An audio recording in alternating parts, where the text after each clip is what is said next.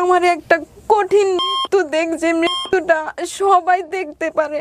আমার মৃত্যুতে আমাদের মধ্যে যারা প্রবাসীর বউ আছে তারা যেন এই বিষয়টা দেখে ভয় পেয়ে এখান থেকে সরে আসে। ভয়ঙ্কর গল্প। বড় চাইতেছি আমি যখন ক্লাস 4-এ পড়ি তখন আমার বিয়ে হয়। মানে বিয়েটা হলো কিভাবে? সে আমার নাক মুখ চাইপা ধইরা সে বলতেছে, কেন বুঝো না, তোমার জন্য আসছি, এই কথা বলতেছে। আমি আমার জন্য আসছে মানে আমি এখনই চিলান দিব। কয় কি চিলান দাও, তোমার ইচ্ছা দিলে দাও, তোমার জামাই তোমারে ছেড়ে দিব, তোমার বাপে গিয়ে এগুলো শুনে ফাঁস নিব। সে মোবাইলটা রাইখা ভিডিও অন করে রাখছে আর কি, আমি তো জানতাম না। আমি বলছি, কি তুই আমার ভিডিও করছিস কে? তুই কি ভাইরাল হইতে চাস?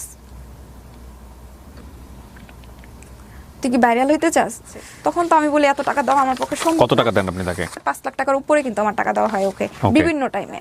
সে 3 বারের মাথায় টাকা নেওয়ার পরেও সে আমাকে ব্ল্যাকমেল করা শুরু করছে। তাই আমি একটা পর্যায়ে বলছি, তুই প্রথম ভিডিওটা আমার জামাইয়ের কাছে ছেড়ে দে, কারণ ওজন দেশে এসে দেখবে কোনো টাকা নাই, তখন তো আমার এমনি ছেড়ে দিব। মানে জামাইয়ের পাঠানো টাকাগুলো আপনি ওকে দিয়ে দিতেন? হ্যাঁ, কাজী অফিসে টাইনা নিয়ে যায় আমাকে, যায় আমাকে চল বিয়ে করি তাইলে। ওই যে কাজী অফিস, আমি বলার সাথে সাথে সে আমাকে কাজী অফিসে টাইনা নিয়ে গেছে। মানে তার ঠিকানা জানতে গিয়ে আমি তার প্রতি উইক হয়ে পড়ি।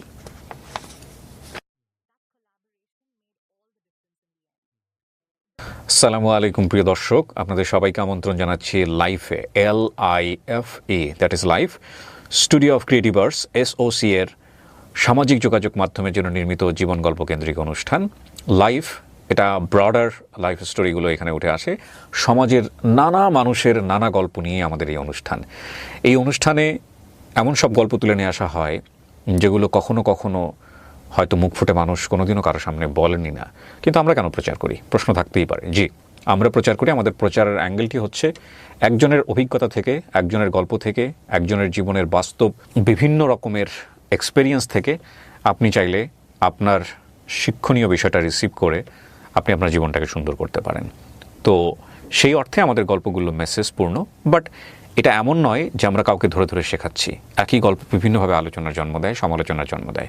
কারো কাছে এটা শুধুই গল্প, কারো কাছে যিনি গল্প করে যাচ্ছেন তিনিই বিচার্য। কেউ কেউ শুধুমাত্র এন্টারটেইন হিসেবে দেখছেন, কেউ কেউ আমরা যা বলতে চাচ্ছি সেটাকে সেভাবে রিসিভ করছেন। তবে আমাদের গল্প প্রচারের কিছু নিয়মাবলী আছে যেটা আমরা আমাদের ডিসক্লেইমারে উল্লেখ করে থাকি। যারা এখানে আসছেন সজ্ঞানের স্বেচ্ছায় নিজের কথাগুলো বলছেন। আমরা গল্প প্রচারের ক্ষেত্রে যে নির্দিষ্ট নিয়ম মেনে চলি, যদি কারো বা কোনো ব্যক্তির নামে বা কোনো প্রতিষ্ঠানের নামে কোনো ঋণাত্মক বা নাবোধক কোনো কমপ্লেইন এখানে চলে আসে, সেই ক্ষেত্রে আমরা চেষ্টা করি গল্পটিকে এমনভাবে প্রচার করবার জন্যে যাতে করে সেই ব্যক্তি বা প্রতিষ্ঠানের ইমেজ ক্ষুণ্ণ না হয়। তারপরেও যদি সেটা হয়ে যায়, সেই বিষয়টি অত্যন্ত অনিচ্ছাকৃত এবং তার পক্ষ থেকে যদি কোনো কমপ্লেইন থাকে তাহলে আমরা পরবর্তীতে সেটা কারেকশন করবার চেষ্টা করি। তো এই ফেয়ার ডিলে আমাদের লাইফ স্টোরিটা শুরু হচ্ছে আজকে। এবং যদি আপনি মনে করেন আপনার গল্পটি অনেক মানুষের জীবনকে পরিবর্তন করে দিতে পারে, আপনার জীবন থেকে শেখা, আপনার জীবনের অভিজ্ঞতা থেকে নেয়া অনেক অনেক অভিজ্ঞতা সেটা মানুষের কল্যাণে কাজে লাগতে পারে, তাহলে আপনি আমাদের এখানে আসতে পারেন, আমাদেরকে ফোন করতে পারেন। আমাদের ফোন নম্বর হচ্ছে 09639887777। এছাড়া আপনারা চাইলে মেইলও করতে পারেন। আমাদের মেইল অ্যাড্রেসটি হচ্ছে sharemystory24@gmail.com। আপনার নাম কি?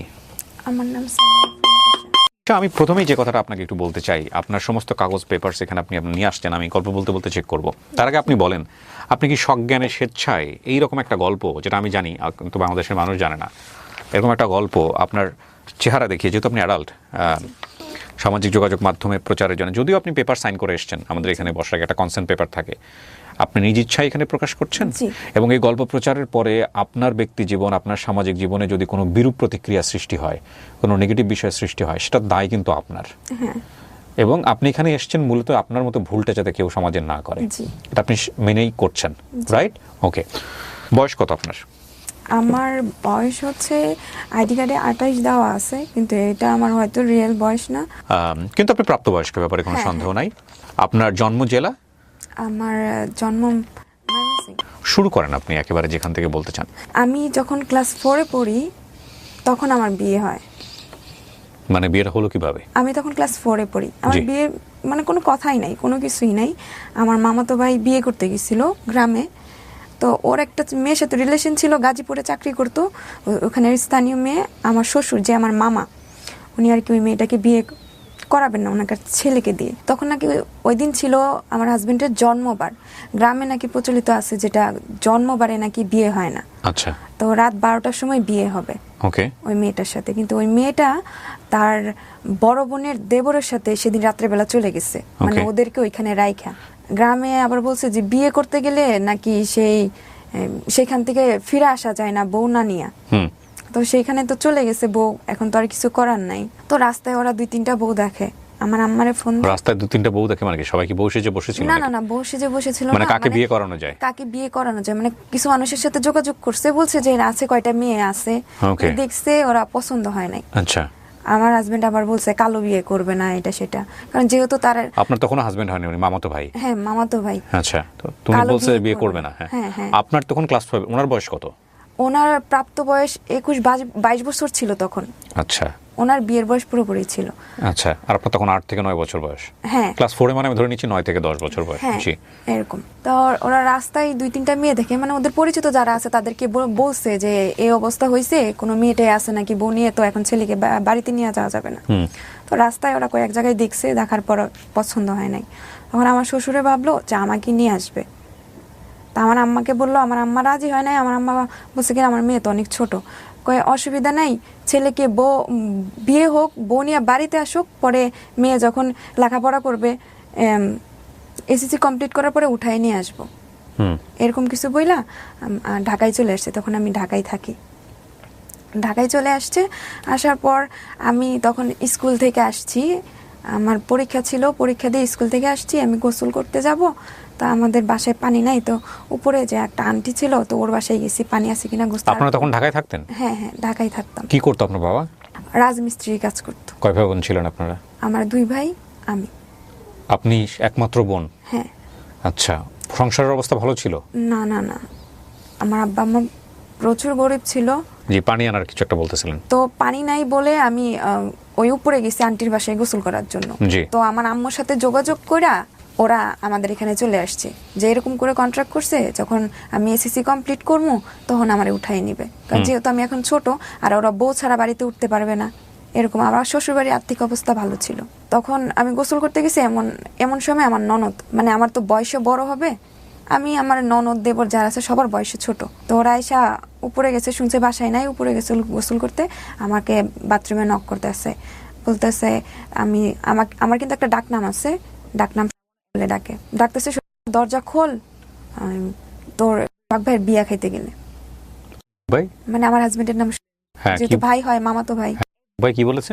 ভাইয়ের বিয়া হইতাছে, সেখানে তোরে নিতে আসছি, বিয়া খাইতে যাবো আমরা সবাই। তখনও জানে না যে আপনি জানেন না যে আপনাকে বিয়ে করতেছে? হ্যাঁ হ্যাঁ জানি। Okay. তো আমি তাড়াতাড়ি করে গোসল করে বেরোইছি, যে আমি তো আর গ্রামের বিয়া কোনো সময় খাই নাই, আর গ্রামে যখন যাই তখন বছরে 3 দিন বা 4 দিন থাকা হইতো ঈদের গ্রামে সময়? গিয়ে, ঈদের সময়, এছাড়া আর যাওয়া হইতো না। তা জি। আমারও খুব ভালো লাগতেছিল যে গ্রামে যাবো বিয়ে খাওয়ার জন্য। তো তাড়াতাড়ি করে গোসল করে বেরোইছি, বেরোয় যখন আমাদের বাসায় যাবো, আমাদের রুমে আমাকে ঢুকতে দিতেছে না, তো আমার অন্য রুমে নিয়ে গেছে। নিয়ে যাওয়ার পর ওরা কি করছে, এই যে ব্রিটকেস নিয়ে আসছে, ওই বউর জন্য যে জিনিসগুলো নিয়ে আসছে ওগুলো তো ওরা ফেরত নিয়ে আসছে, ওগুলো আমাকে দিতেছে সাজানোর জন্য। তা আমার ননদ আমাকে বলতেছে তুই তো আজকে থেকে আমাদের ভাবি হবি, এটা সেটা, মানে এক একজনে এক একজন কথা বলতেছে। আর যেহেতু ওটা বস্তি বাড়ির মতো ছিল, তখন সব লোকজন আর কি আমাকে দেখতেছে, ওকে দেখতে আসছে, বাড়ি ভরে গেছে মানুষে। তো এত মানুষ দেখে আমিও ভয় পেয়ে গেছি। তখন আমি কান্না করতেছিলাম অনেক জোরে জোরে। আমার পাশে মানে যাকেই দেখতেছি, যে এসে বলে যে তোর তো বিয়ে হয়ে যাবে, তোরে তো নিয়ে যাবে, তখন আমি অনেক কান্না করতেছি। বিয়ে জিনিসটা বুঝতেন আপনি ওই সময়টাতে? না না না, আমাকে নিয়ে যাবে বলছে। এই নিয়ে যাওয়া শুনেই আপনি ভয় পেয়ে গেছেন? হ্যাঁ। এমনিতে ভাইয়ের সঙ্গে আপনার ওই সময়ের সাথে সম্পর্ক কেমন ছিল? ভাই বিয়ের আগে ভাই আসতো, আমার বাসায় আসতো? না না কোনোদিন দেখেন নাই? না, আরো ছোটবেলায় না কেউ আমাদের এখানে থাইকে গেছে, আমার মনে নাই, আমার হাজবেন্ডে বলছে ওর মনে আছে। আচ্ছা, তো তারপর সাজাচ্ছে আপনাকে? এই কথা বলার পর আমি যখন কান্না করতেছি, কেউ আমার পাশে আর কি আসে না। একজন এসে আমাকে বলতেছে তোকে তো আর বিয়ে দেবো না, তোকে কোথাও যাইতে দেবো না, তোর বিয়েও দেবো না, তুই আমার কাছে আয়। তখন এই মুহূর্তে যে আমাকে বলছে যে আমাকে কোথাও যাইতে দিবে না, আমি তার কথাই শুনতেছি। মানে আমাদের বাসার ম্যানেজার যে থাকে, ম্যানেজারের বউ, উনি এসে বলতেছে, তো সবাইকে রুম থেকে বের করে দিছে, দিয়ে আমাকে ম্যানেজারের রুমে নিয়ে গেছে। এখন ওরা ভাবতেছিল যেটা এখানে থাকলে, যেহেতু আমি কান্নাকাটি করছি, এলাকার মানুষ সব জড়ো হয়ে গেছে, পুলিশ শুনলে অসুবিধা হবে, তখন তোরা আমাকে প্ল্যানিং করে ঘুমের ট্যাবলেট খাওয়াইছে। মানে এখানে তো বিয়ে হবে না, কোনো মতে আমাকে বাড়িতে নিয়ে যাবে, মানে আমার শ্বশুর বাড়িতে। ওকে। তখন বলতেছে, আমি তো অনেক চিল্লাচিল্লি করছি, মাথা ব্যথা করতেছে। তখন বলতেছে কি, তোর তো মাথা ব্যথা করতেছে, নে এই ওষুধটা খায়া নে, তোর মামা নিয়ে আসছে। আমি নানি ডাকতাম আর কি, তোর মামা নিয়ে আসছে, এই ওষুধটা খাই না, মাথা ব্যথা ভালো হয়ে যাবো। এই ওর পাশে কেউ আসবে না, ওরে কোনো বিয়ে দেবো না, ওরে যাইতেও দিব না। আপনার মা বাবা কি করতেছিল? একটা মাত্র মেয়ে। তখন আমার মা রাজি ছিল, আমার বাবা রাজি ছিল না। আমার বাবা এখনো কাজে ছিল, অনেক রাত্রে আসছে, আমাকে সন্ধ্যার পর উঠাইয়া দিছে। আচ্ছা, তো আপনার ওষুধ খাওয়াইছে? খাওয়ানোর পর আর কিছু মনে নাই। আমি সোজা আমার ঘুম ভাঙছে আমার শ্বশুর বাড়িতে। ঘুম ভাঙার পর আপনি কি দেখছেন? ঘুম ভাঙার পর আমি দেখছি আমাকে একটা রুমে শুয়ে আছে, ওখানে আমার আম্মা আছে, আমার 2 ভাই আছে। আমার আব্বা আসে নাই, আমার আব্বা কাজে থেকে আসতে আসতে 11টা বেজে গেছিল। তো পরের দিন আমার আব্বা আসছে। আচ্ছা, তো আমাকে পরের দিন কোথায় আসছে? আপনার এখানে আসছে? আমার শ্বশুর বাড়িতে আসছে। কিসের শ্বশুর বাড়ি? আপনি ঘুমের মধ্যে শ্বশুর বাড়িতে হন কি? আপনার বিয়ে হয়েছে? না না না, এখন আর কি বলতেছি, ওটা আমার শ্বশুর বাড়ি ছিল। আচ্ছা, ওকে, ফাইন। আমার মামার বাড়ি, মামাতো ভাইয়ের বাড়িতে আসছে। হ্যাঁ, বাড়িতে আসছে। তো আমার মামাতো বাড়ি আসে নাই তখনও। তো আমি ঘুম থেকে, তখন আমার ঘুম মনে হয় ভাঙে নাই। আমার শ্বশুরে পেয়ারা আইনা দিতেছে, আমি খাইতাছি, মানে ঘুরতেছি। আমি যদি বাইরে বেরোতে চাই, তা আমার বাইরে বেরোতে যায় না, ঘরে বসে খাও। তা আমার হাতে আবার কি পরাইতেছে, এটা পরানো সুন্দর লাগবে, মানে কি একটা জরির মতো থাকে না বিয়ের মধ্যে পরায়, এই জিনিসটা আমার হাতে পরাই দিতেছে। আমি আবার পরি না, এটা কি পরবো, কেমন লাগতেছে, ওইটা ব্যাচের মতো পর, ভাল লাগবে, সুন্দর দেখা যায়, এরকম কিছু। তারপর আমি হাতে পড়ছি, আমার শ্বশুরে পেয়ার আইনা দিতেছে, মানে যে কিছু আমার খাইতে দেয়, আমার দরজা আটকায় রাখে, আমার সাথে কেউ, মানে বাইরে বের হইতে দেয় না। আপন মামা? হ্যাঁ, আমার আপন মামা। তখন আমার আব্বা আসে, আব্বা এসে আমার সাথে দেখা করে না। পরবর্তীতে আমি জানতে পাই আমার আব্বা এসে নাকি অনেক রাগারাগি করে, আমার আম্মার উপরে অনেক রাগারাগি করে যে আমার আম্মারে ছাইড়া দিব, আর আমার শ্বশুরবাড়ির লোকজন, মানে আমার মামার নামে মামলা করব, এটা করবো, আমার ছেলে আমার মেয়েকে উঠায় নিয়ে আসছে, এটা। আমার আব্বা কিন্তু অনেক সরল সোজা। তো আমার খালা আছে, আমার মামা আছে, মানে আমার ছোট মামা আরেকজন আছে, উনি আমার আব্বারে সবাইরে বাজার থেকে অর্ধেক রাস্তা থেকে ধইরা নিয়ে আসে, সবাই জড়াজড়ি কইরা সবাই আমার আব্বারে বুঝায়। তো কেউ তো ছিল না, আমার আব্বা যেহেতু সরল সোজা, তো আমার মানে এরকমই সরল যে ছোট একজন মানুষ ধমক দিল আমার আব্বা চুপ হয়ে যায়। তো আমার আব্বারে যখন নিয়ে আসে, তখন আমার আব্বাও এক পর্যায়ে রাজি হয়। রাজি হওয়ার পরে কিভাবে আমার গোসল হয়েছে, কিভাবে আমার বিয়ে হয়েছে, আমার এত কিছু মনে নেই। তারপর ওর সাথে আমার বিয়ে হয়। বিয়ে হয় বলতে মানে আমার মামাতো ভাইয়ের সাথে আমার বিয়ে হয়, কিন্তু কিভাবে বিয়ে হয় আমি নিজেও জানি না, আমার মনে নেই। কবুল বলছিলেন আপনি, এটা মনে আছে? না, এটাও মনে নাই, কিন্তু সবাই বলছে যে কবুল বলছি, এটা সেটা। কিন্তু এরকম হবে কেন? আপনার তো এত কিছু মনে আছে, শুধু ওটুকু মনে নাই? ওটুকু না, মানে আমি তো অনেকটা ঘুমের মধ্যে ছিলাম, আমার কিছু জিনিস আর কি মনে আছে, আর কিছু জিনিস আমার মনে নেই। মানে কাজী আসছে, পরে কবুল বলছি কিনা বলছি জানি না, পরে আম্মার সাথে কান্নাকাটি করছি, আম্মা অনেক কাঁদতাছে আমাকে জড়ায় ধরা। পরে আমিও কাঁদছি। কি করতো আপনার মামাতো ভাই ওই সময়টাতে? আমার মামাতো ভাই সময় গাজীপুর চাকরি করতো। হ্যাঁ, তারপরে উনি বিয়ের উদ্দেশ্যে উনি বাড়ি চলে গেছে, ওনাদের ফলের দোকান ছিল, ফলের দোকানদারি করতেছে। এরপর আমি ওইখানেই থাকতেছি, চলতেছি।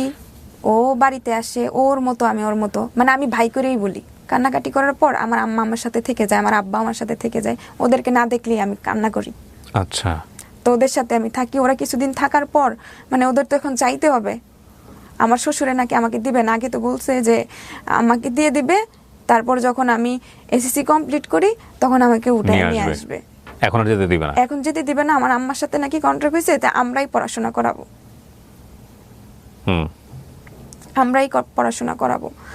তো ওরা পরে আমার আম্মা বলতেছে ঠিক আছে, যেহেতু আমার আম্মাদের মনে হয় আর্থিক সমস্যার দিকে, তোর নিজের ভাই যেহেতু মনে হয় ওইটা বুঝে, আমি জানি না কি বুঝে আমার আম্মা আমাকে রাইখা দিছে। আমার আম্মা যখন চলে যাবে তখন আমি আমার আম্মার ওড়না রাইখা দিছি, জুতা রাইখা দিছি। আমার আম্মা বলছে কি যে আমি কি জুতা থেকে তরে থুয়া চলে যাবো? আমি বলছি না, তুমি যাইবা গিয়া। কই কি না, আমি জুতা রাইখা যাইতেছি, এখানে ওড়না আছে, আমি এত কিছু রাইখা তুই আমি তোরে কেমনি থুয়া যাবো? এগুলো নিয়ে যাইতে হবে না আমাকে, খালি পায়ে গিয়ে আমি ঢাকায় যাবো গিয়া। মানে আমার আম্মা ছোট বাচ্চাদের মতো আমার পালায় রেখে চলে গেছে ওইখানে। তারপরে আমি ওখানে কান্নাকাটি করি অনেক দিন। আমার শ্বশুরে আমাকে অনেক আদর করে, আমার ঘরে আবার সৎ শাশুড়ি মানে আমার মামি যেটা সেটা সৎ। কান্নাকাটি করি। তো একটা পর্যায়ে আমাকে বলছে কি ওই দিন নিয়ে যাবো ঢাকা, এরকম করে ডেট করতেছে আর আমাকে ওইখানে সান্ত্বনা দিয়ে রাখতেছে। আপনার বিয়ে হলো কোন জেলায়? সঙ্গে বিয়ে হলো? আচ্ছা, হ্যাঁ। জি। তারপর ওইভাবে দিয়ে আমার সান্ত্বনা দিয়ে রাখতেছে। মানে ওরা ভাবতেছে আমি যদি ঢাকায় চলে আসি বা কোনো জায়গায় পালাই যাই তাহলে তো আমাকে কেউ খুঁজে পাবে না। সেজন্য আমার আম্মার সাথে বলছে যে ও যদি ঢাকায় যায় আর আসবে না। তো একটা পর্যায়ে আমি আমার মামা মামির সাথে থাকি, আমার হাজবেন্ডকেও আমি ভাই বলে ডাকি। তো সবাইকে ভাই বলিস না, এটা সেটা। আচ্ছা ঠিক আছে ভাই বলতেছিস, আমি কি ভাই বলবো না তো কি বলবো? মানে ওর সাথে ভাইয়ের মতোই, মানে মামা তো ভাই যেরকম সেরকম আচরণই করি। বা আমার ননদের জামাই আগে দুলাভাই ডাকছি এরকমই বলি, ও সবাই বলতো যে এখন দুলাভাই ডাকতে হবে না, এখন তো তুই বড়, এটা সেটা। আমার দেবররা যেগুলা তাগুলো ভাই ডাকছি, মানে সেটা বলি। এখন সবাই আমাকে বলতো এটা করিস না, ওইটা করিস না, ওইভাবে থাকতে হবে, মানে বড় বড় একটা যেটা, এগুলো আমাকে আর কি বলতো। বলার পর এখানে মনে হয় যে বছর খানিক চলে যায়, আমাকে আর ঢাকায় আসতে দেয় না। আমার আম্মা আসে 3 মাস 4 মাস পরে পরে কয়েকদিন থাকে, পালায়ে চলে যায়, আমাকে নিয়ে যায় না।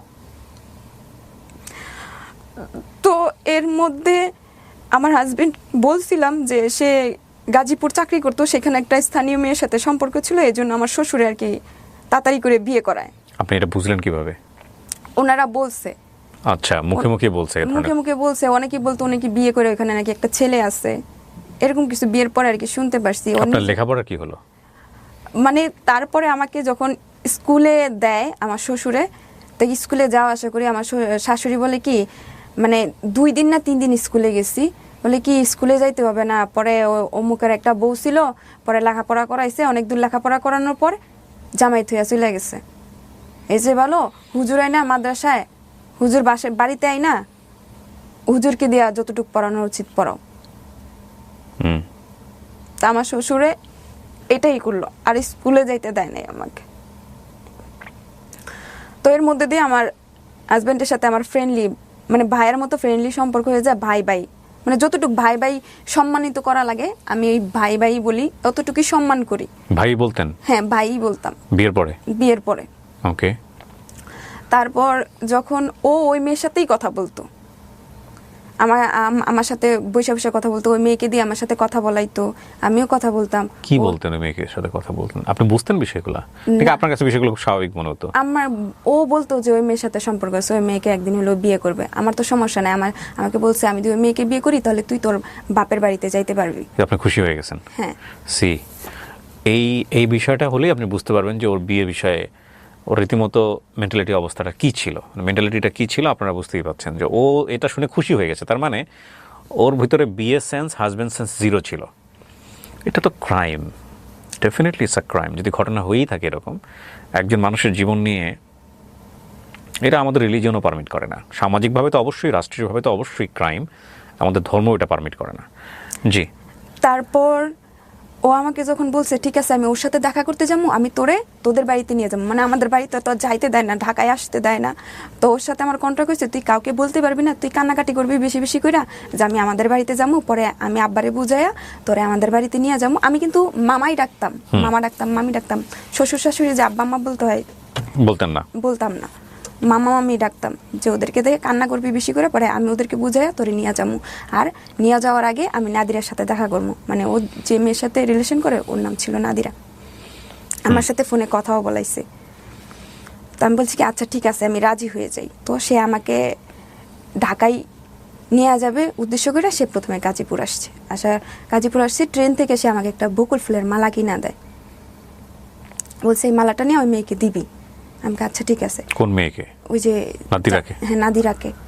পরে আমার হাতে মালাটা থাকতে থাকতে মানে কেমন করে ধরছি, মালাটা একদম লাল হয়ে গেছে। পরে গাড়ি থেকে নাইমা যখন বলি মালাটা দিব, মেয়েটা যখন আসতেছে না না মালা ফালাই দিয়ে দেওয়া লাগবে না, তুই লাল করে ফেলছস।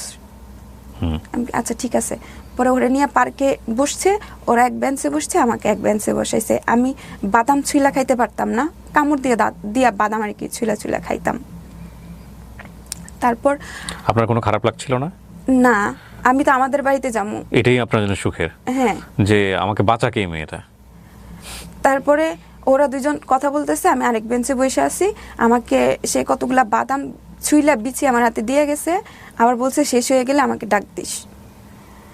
তারপর ওরা দুজন কথা বলতেছে। আপনি কি আপনি করে বলতেন না তুই করে বলতেন? তুমি করে বলতাম, তুমি, ভাই তুমি, okay, তুমি। ছোটবেলা থেকেই তুমি করে বলছি, হ্যাঁ, ভাই তুমি, হুম। ওই তুমি করে বলতাম। বলতেছি যে আমার বাদাম শেষ হয়ে গেছে। আবার ও আবার কথার ফাঁকে ফাঁকে আমাকে জিজ্ঞেস, কিরে তোর বাদাম শেষ হয়ে গেছে? আমি বলতাম যে শেষ হয়ে যাইতো, বলতাম যে শেষ হয়ে গেছে, না হলে না এখনো কয়টা আছে। ও কথা বলতে থাকতো, আমার জন্য বাদাম ছুলতে থাকতো আর কি। তো ওর সাথে কথা বইলা সে আমাদের এখানে নিয়ে আসে। আমাদের এখানে নিয়ে আসার পর আমি আর যাইতে চাই না, আমি আর যাইতে চাই না। পর মেয়ের সাথে আপনার কথা হয়? ওই যে মেয়েটার কথা বললেন, ওর ওই গার্লফ্রেন্ড? মেয়েদের বাড়িতে আমি যাই।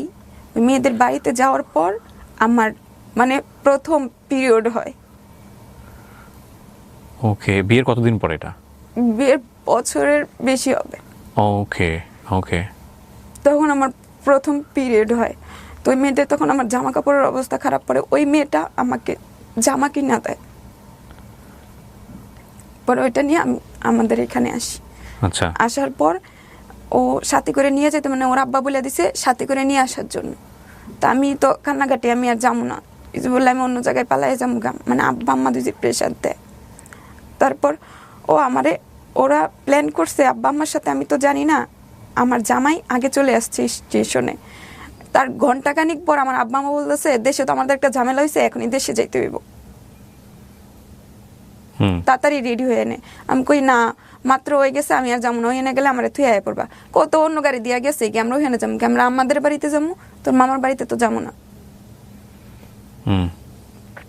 এই কথা বলছে। বলার পর আমরা যখন স্টেশনে আসি, আইসা দেখি আমার জামাই সবার জন্য টিকিট করে রাখছে। টিকিট করে রাখছে বলতে? মানে ওরাই প্ল্যানিং করে, যে আমি জানি যে ওর সাথে আমি যাবো না, সেই জন্য আর কি ওরা আগে পাঠাই দিছে, টিকিট করে রাখছে আমার আব্বা আম্মা, আমার জন্য, সবার জন্য। কোথায় যাবেন আপনারা তাহলে? ময়মনসিংহ আসবো। ওদের বাসাতেই? হ্যাঁ। আবার ওদের বাসাতেই? হ্যাঁ হ্যাঁ, কিছুদিন থাকার পর আমি এখানে আসবো। আমি তো আর মানে আমি বলছি যে কোনোভাবে যদি আমি একবার ঢাকায় পৌঁছতে পারি তাহলে আর আমি আসবো না, বা আমি অন্য জায়গায়, আমাকে ওরা এখন যাইতে যাবে, আমি অন্য জায়গায় কোথাও পালা গিয়ে বসে থাকবো, আমার তো আর কেউ খুঁজে পাইবো না। তো আমার আম্মা মনে মনে ব্যাপারটা বুঝতে পারছে, বুঝে সে বলতেছে কি তুমি চলে যাও, এরকম কিছু আর কি হয়েছে, আমি তো জানি না, যে তুমি চলে গিয়ে ওইখানে টিকিট করে রাখো। মানে যাওয়ার পর তো আমি বুঝতে পারছি যে টিকিট সবার জন্যই করে রাখছে। আপনার আব্বা আম্মা বেঁচে আছেন? হ্যাঁ আছেন। তারপর আমি স্টেশনে যাই, দেখি ওর টিকিট নিয়ে সামনে আইছে। পরে আমি ওইখানে কান্নাকাটি শুরু করে দিয়েছি অনেক জোরে, আমি যাবো না। কয় কি ও গাড়ি ফেল করছে, গাড়ি পাই নাই, এখন আমাদের সাথেই যাবে। আমি কই কি না, আমি ওর সাথে যাবো না, আমি ওর সাথে যাবো না, এই কথাগুলো বলছি ওদেরকে। ও তো অন্য গাড়িতে যাবে। পরে আচ্ছা ঠিক আছে, অন্য গাড়িতে যাবে, আমরা এই গাড়িতে। কিন্তু ট্রেন যখন আসছে তখন আমরা একসাথেই সবাই উঠছি। আমি পরে ওইখানেও কান্নাকাটি করতেছি, তাহলে ওই কেমনে আইছে,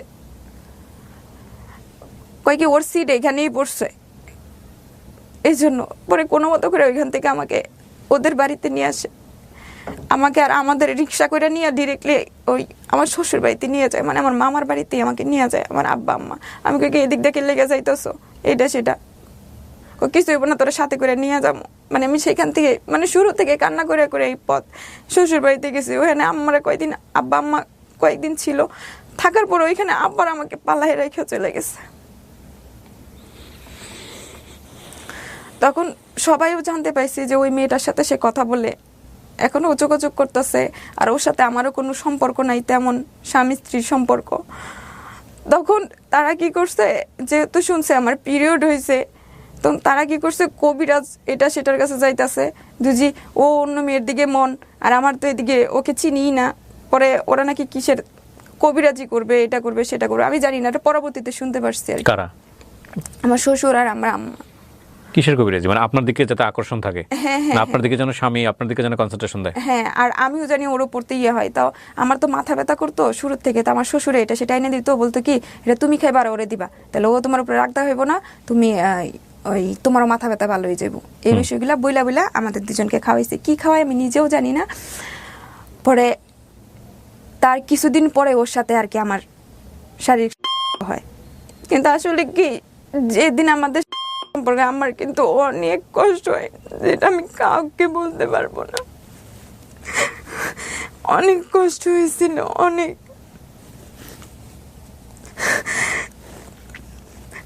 তারপর সেই প্রথমবার পিরিয়ড আমার বাপের বাড়িতে হয়, মানে ওই মেয়েটার এখানে আইসা বাপের বাড়ি থেকে শেষ হয়। দ্বিতীয়বার পিরিয়ডের সময় আমার বাচ্চা পেটে আসে। ওহো, মানে বাচ্চাটাও কি পরিকল্পনা করে শ্বশুর শাশুড়ি জোর করে নেওয়াইছে বা এরকম কোনো কিছু? যে বাচ্চা চলে আসলে নাকি ও অন্যদিকে আর যাবে না, এরকম কিছু আর কি ওরা ভাবছে। ওটা প্রথম বাচ্চার বয়স কত? আমার প্রথম বাচ্চার বয়স প্রায় মনে হয় 10 বছর হয়ে গেছে। উনি কি পৃথিবীতে আসছে, মানে প্রথম বাচ্চাটা পৃথিবীতে আসছে? হ্যাঁ হ্যাঁ। তো আমার বাচ্চাটা যখন পেটে আসে আমি কিন্তু জানি না, আমি সকালে যে গোসল করি আমাকে মানে আমার সেলোয়ারে যে সেই গিটটা থাকে সেটাও আমি দিতে জানতাম না। আমি কারো কাছে নিয়ে গিয়ে দাঁড়াই থাকতাম যে আমি বাথরুমে যাবো, আমার গিটটা খুইলা দাও। গোসল করে দাঁড়াইয়া থাকতাম, আমার শাড়িটা কেউ পরাইয়া দাও। ভিজা কাপড়ে এসে দাঁড়ায় থাকতাম। তো আমাদের পাশে একটা আন্টি ছিল, সে আমাকে সবসময় কাপড় পরাইয়া দিছে। আমি কাপড় পরতে পারতাম না, বা মাঝে মধ্যে গিট লাগিয়ে গেলে আমি সবার কাছে গিয়ে দাঁড়ায় থাকতাম। তখন আমার বাচ্চা যখন পেটে আসে সবাই অনেক খুশি। আমি কিন্তু এত কিছু বুঝি না। যখন আমার 3 থেকে 5 মাস মনে হয় যখন হবে, তখন আমার পেটের মধ্যে প্রচুর নড়াচড়া করে। তো আমি ভয় পাই, রাত্রে একটু একটু করে কান্দি যে আমার কি হয়েছে, আমার পেটে অনেক নড়ে। আমার খুব খারাপ লাগে যখন, তখন রাত্রে আমি একটু একটু করে কান্নাকাটি করি। একদিন হঠাৎ করে অনেক জোরে অনেক খারাপ লাগতেছে, তো কান্নার সুরটা আর কি একটু জোরেই হয়েছে। জোরে বলতে কি, মানে আমার পাশে যে আমার হাজবেন্ড শুয়ে আছে, আমার মামাতো ভাই, ও আর কি শুই না লাভ দিয়ে উঠছে। ও আবার সুন্দর ছিল তো মানুষ, যখন ঘুম থেকে উঠতো চোখ লাল হয়ে যাইতো। তা আমি আবার চোখ দেখে ভয় পেয়ে গেছি। ওরা বলতেছে কি হয়েছে। পরে ওর কি শব্দতে, মানে যেমন আমি আস্তে আস্তে করে গুনগুন করে কাঁদতেছিলাম, পরে আমি জোরে কান্না শুরু করে দিছি। পরে পাশে থেকে আমার শ্বশুর শাশুড়ি ওরা আসছে, ওরাও আইসা বলতেছে কি হয়েছে, মানে